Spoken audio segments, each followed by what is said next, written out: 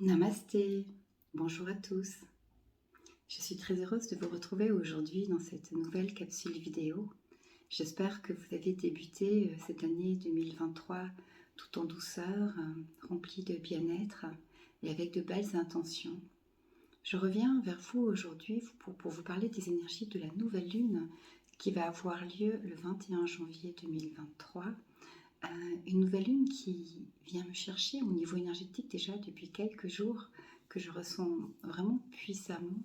Alors juste pour mémoire, quand on parle de pleine lune, on parle de la lune qu'on voit briller dans le ciel. Tout le monde connaît les pleines lunes. Et concrètement, ça veut dire que la lune se retrouve à l'opposé du soleil. Donc on a le soleil, la terre au milieu et la lune de l'autre côté qui est éclairée par le soleil. Dans les énergies de la pleine lune, on est invité à aller voir nos parties inconscientes, puisque la lune représente l'inconscient. C'est toujours l'occasion de faire des rituels de nettoyage, de purification, des demandes de pardon à soi, à l'univers, etc., aux autres. Et pendant longtemps, j'ai été vraiment surtout appelée par les énergies de la pleine lune, parfois aussi dérangée dans mon énergie, dans mes cycles du sommeil, par les fortes énergies des lunes pleines. Mais je dois dire que depuis près d'une année, je suis encore plus touchée, si on peut dire, par les énergies des nouvelles lunes. Alors, lors de la nouvelle lune, la lune se trouve, elle, cette fois-ci, entre le soleil et la terre, ce qui fait que sa face éclairée nous tourne le dos, pourrons-nous dire, puisque nous ne la voyons pas, ce qu'on peut appeler aussi le phénomène de lune noire. Et ces nouvelles lunes, c'est toujours le début, la première phase le premier jour, on va dire, d'un nouveau cycle lunaire qui dure entre 28 et 29 jours.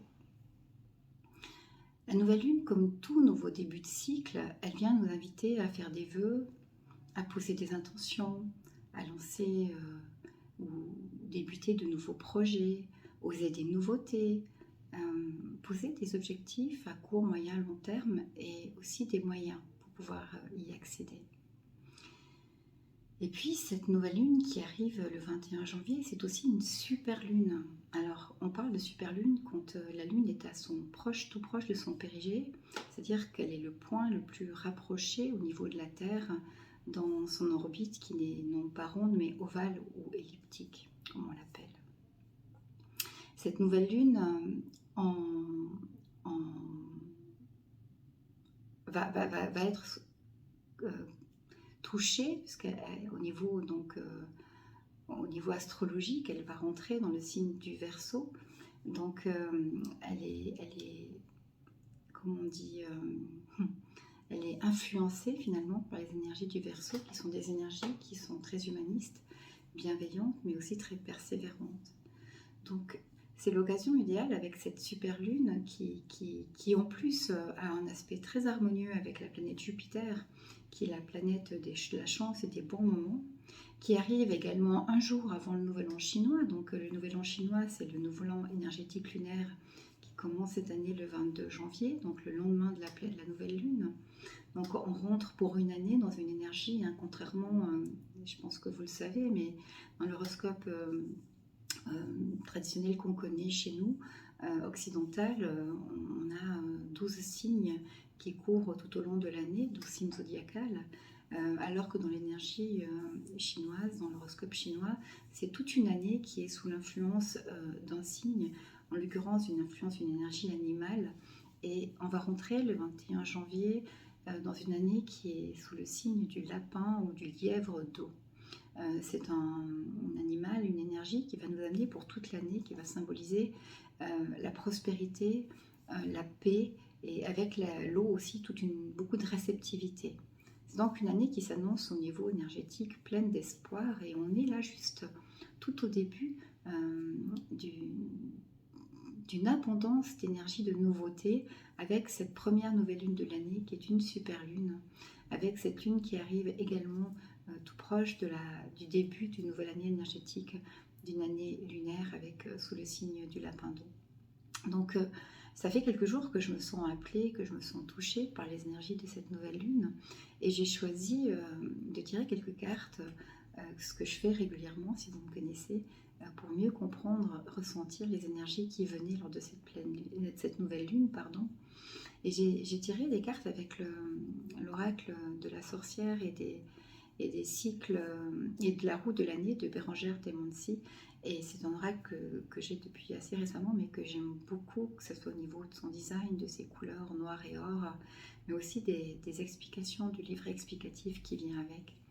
Donc, en demandant simplement aux énergies de la Lune de me parler un petit peu de ce qui pouvait être proposé pour cette nouvelle Lune, j'ai tiré, et j'ai eu la surprise de tirer 4 cartes qui sont des arcanes majeurs, des lames majeures. Et pour ceux qui savent ou qui ne savent pas, il y a 22 arcanes majeures dans un jeu de tarot traditionnel et 56 arcanes mineurs. Donc c'est clair que sur ces 78 cartes, pour tirer 4 cartes qui sont des arcanes majeures, c'est déjà assez parlant, assez particulier pour pouvoir le relever.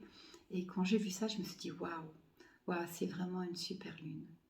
Et donc j'ai décidé d'en savoir un peu plus, et je n'avais pas prévu de faire un tirage de tarot aujourd'hui. Vous savez que j'ai commencé à faire des tirages aussi pour les énergies de l'année et de chaque mois avec des tirages de tarot, mais là vraiment ces 4 arcanes majeures qui sont d'ailleurs l'empereur, le soleil, le jugement et le pape, donc c'est pas des petites arcanes non plus, m'ont donné l'envie d'aller chercher un petit peu plus loin et de tirer et de conforter ces énergies avec d'autres tarots.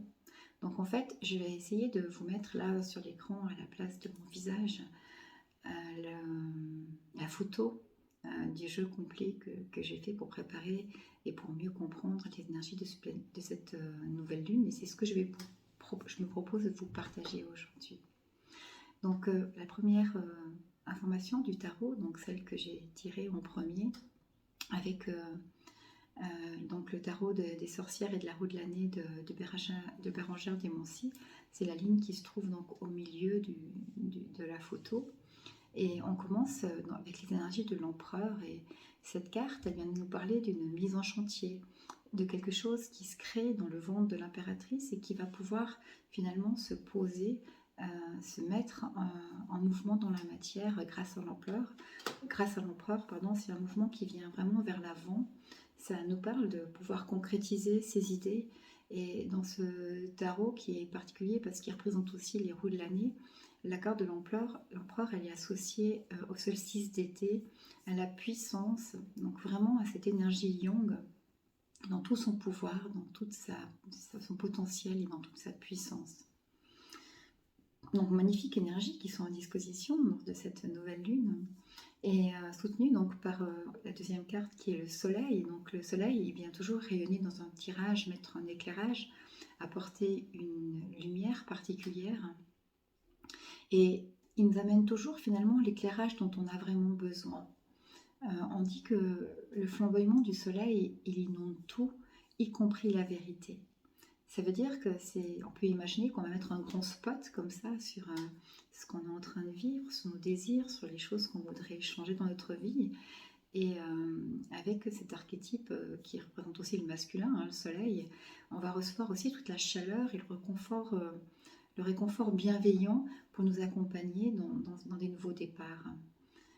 Dans ce tarot, on parle du soleil comme de la réussite, de l'évolution, mais aussi de l'amour dans le sens fraternel, dans la sororité, le côté moins passionnel mais plus global de l'amour, mais aussi de la construction et de la nouvelle vie. Ensuite, nous avons la carte du jugement qui, elle, incarne vraiment la résurrection. Donc, dans ce cycle de nouvelle lune qui nous invite vers un nouveau départ, c'est magnifique de voir qu'on est vraiment puissamment invité à aller vers du renouveau. La carte du jugement, elle amène libération, renaissance, régénération. C'est une carte aussi de mouvement, comme l'empereur, et qui vient nous inviter à passer de l'ombre à la lumière, du sombre à la lumière, d'un état vers un autre état, d'avoir la tête dans les étoiles, mais les pieds solidement ancrés aussi dans la terre. Avec le jugement, on est dans un espace de tous les possibles pour une nouvelle étape de notre vie. Et puis au dos du paquet, donc la carte qui se retrouvait au dos de deck, c'était la carte du pape qui vient soutenir tout ce processus. Et avec le pape, on parle, ou le hiérophante, selon les oracles, On vient parler d'approfondissement, de valeurs, de l'orientation qu'on va mettre aux choses, mais aussi du pendant masculin, de la spiritualité, dans ce masculin sacré, dans cette connexion au ciel qui vient vraiment s'inscrire dans la matière. Le pape nous invite à l'évolution, il nous oriente vers un chemin qui est le plus ajusté à qui on est et qui sera toujours en accord avec nos valeurs profondes. Le pape, on peut dire que c'est le pont entre la sagesse du ciel et de la terre. Il vient là pour exprimer notre volonté, nous encourager dans notre quête spirituelle pour aller vers plus de sagesse et plus d'ascension spirituelle justement. Donc c'est vraiment 4 cartes qui sont très très fortes et qui viennent chacune nous dire que c'est le moment vraiment d'y aller. Donc pour pouvoir comprendre un petit peu mieux, donc ça c'est les énergies qui sont disponibles pour tout le monde, mais c'est pas nécessairement facile d'y accéder tout le temps. Donc j'ai demandé sur la ligne du bas d'avoir un petit peu quelles étaient les énergies qu'on avait à comprendre, quelles sont les énergies aller pouvoir nous soutenir ou nous aider à bien vivre ce nouveau départ avec cette nouvelle lune. Donc là, j'ai pris le tarot cosmique de Cathy McClellan, qui est aussi un tarot que j'ai depuis assez récemment et que je trouve particulièrement beau. Les images sont belles et riches, mais ce que j'aime beaucoup aussi, c'est le feuillet explicatif, le livret explicatif qui est vraiment très détaillé et qui parle vraiment bien aussi, qui décrit bien ce qui est sur les cartes également. Donc c'est un très très joli tarot si ça vous intéresse que ce tarot cosmique. Donc pour définir aussi les énergies de l'empereur, on a comme première carte le 6 d'épée. Et le 6 d'épée, c'est aussi une carte qui va nous parler de transition, de transformation. Elle nous invite toujours à nous éloigner de la douleur, des conflits, de la négativité qui empêche de rester dans la paix de l'esprit. Le 6 d'épée, il fait émerger des nouveaux potentiels, soutenu par une...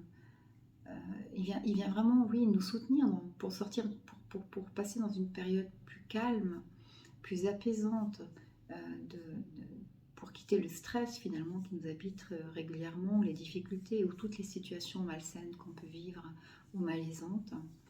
Le 6 d'épée nous invite à rêver vers de nouveaux horizons, à débuter aussi un voyage spirituel vers la guérison. Donc cette carte qui est vraiment une carte de passage vers la transformation, vers la volonté de lâcher prise pour finalement se laisser guider vers une nouvelle direction.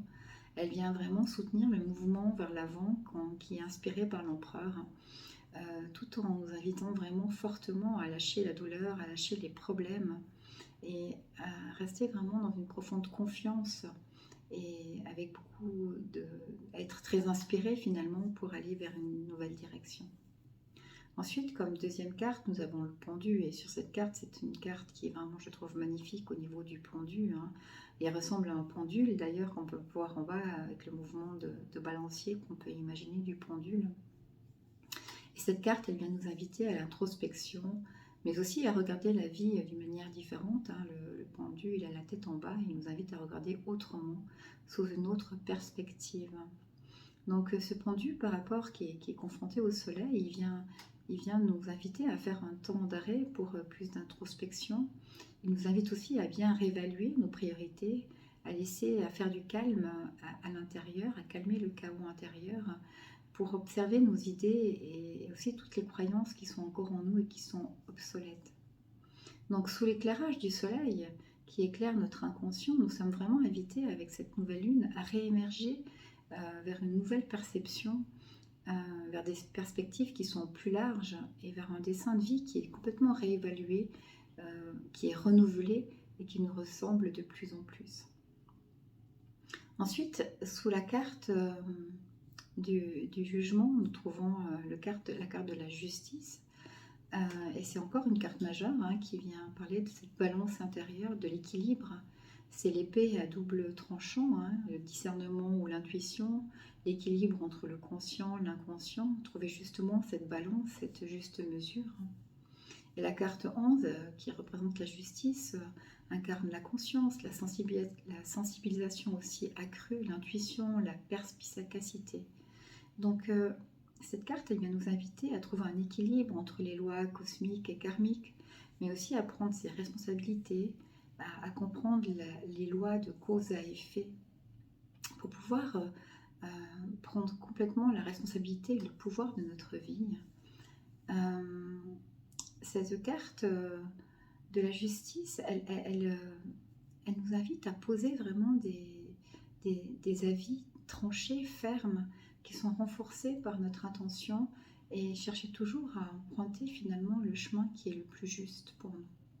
Donc cette carte de la justice qui éclaire la carte du jugement nous invite à une libération, à une renaissance qui encense l'âme dans une quête de plus grande harmonie, de vérité et aussi d'authenticité. Et enfin, au dos du paquet, au dos de deck, nous avons le 3 de denier. Et c'est une carte qui vient amener de la détermination nécessaire et tous les outils qu'il faut pour trouver sa voie et pour développer des nouvelles compétences.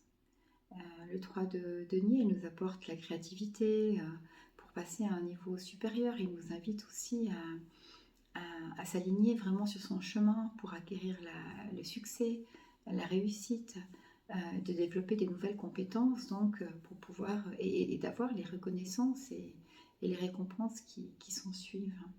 Et vraiment, cette carte, elle soutient le pape dans son ascension spirituelle et matérielle. Et puis enfin, j'ai posé la question à un autre oracle, à l'oracle du Lysis Tarot, donc le tarot des artisans de la lumière en français, de Chris Hahn.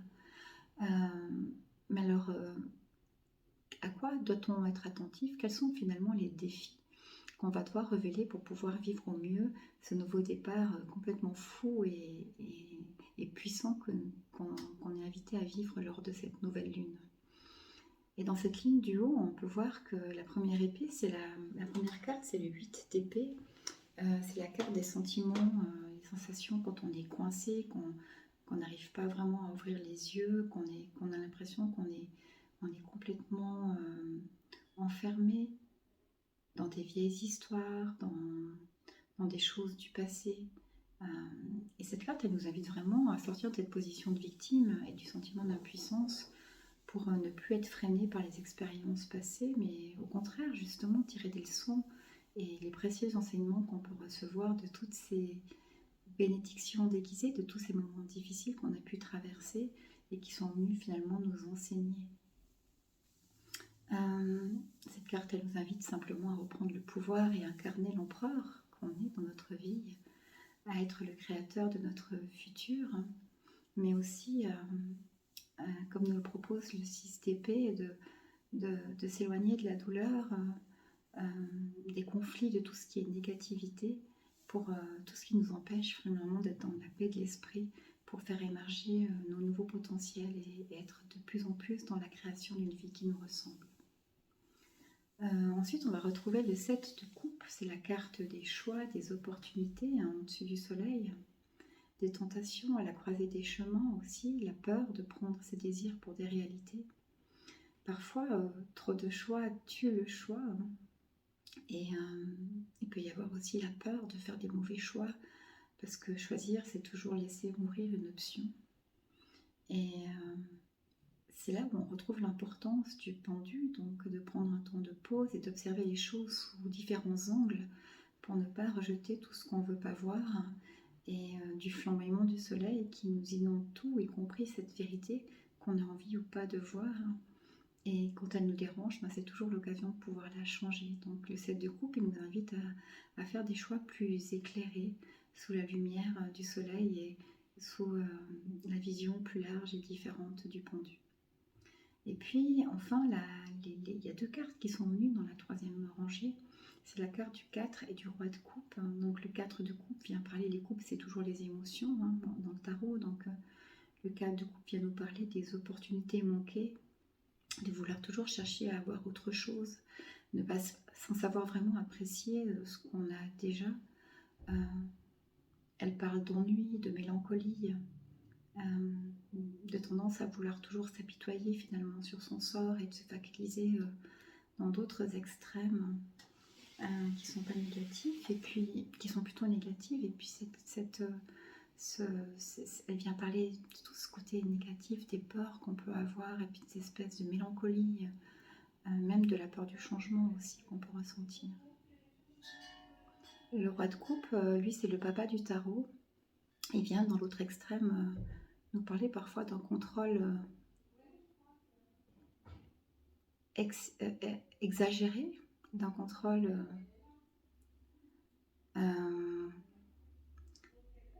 qui parfois peut pousser presque à être dans la retenue, dans la répression des sentiments pour toujours être aligné au maximum. Et donc,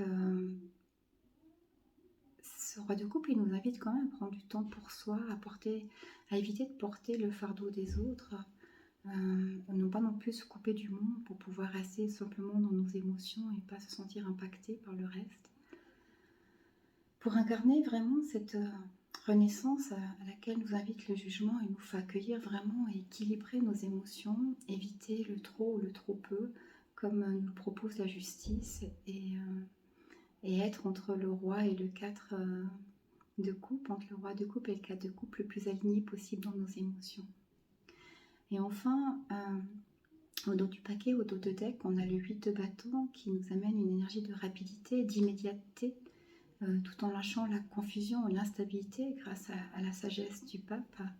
Le 8 de bâton, il vient nous rappeler qu'il est temps d'avancer, que c'est le moment, qu'il faut cesser de remettre à plus tard les choix, et de faire des choix à faire et les décisions à prendre, mais sans pour autant se précipiter et risquer l'épuisement.